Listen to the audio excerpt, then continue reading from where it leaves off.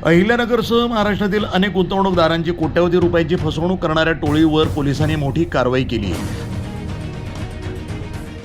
फरार असलेले 2 आरोपी पुणे विमानतळावरून पळून जाण्याच्या तयारीत असताना स्थानिक गुन्हे शाखेनं त्यांना अटक केली।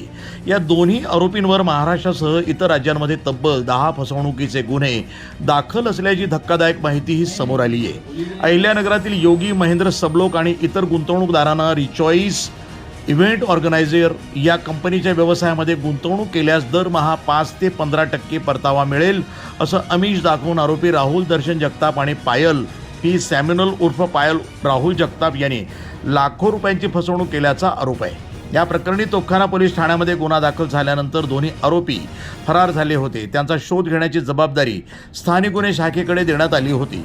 गुप्त माहिती आणि तांत्रिक विश्लेषणाच्या आधारे आरोपी पुण्यात असल्याचं निष्पन्न झालं। ते पुणे विमानतळावरून विमानानं पसार होण्याच्या तयारीत असल्याची माहिती मिळताच स्थानिक गुन्हे शाखेच्या पथकानं विमानतळ पोलिसांच्या मदतीनं सापळा रचून दोघांनाही ताब्यात घेतलं।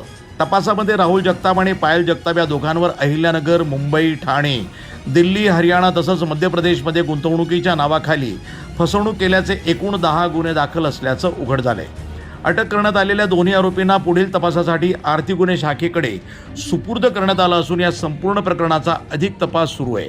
ही कारवाई पोलीस अधीक्षक मोम्मोका सुदर्शन यांच्या मार्गदर्शनाखाली स्थानिक गुन्हे शाखेच्या पथकानं यशस्वीरित्या पार पाडली आहे। वृत्तसंपादन विभाग, न्यूज टुडे 24, अहिल्यानगर।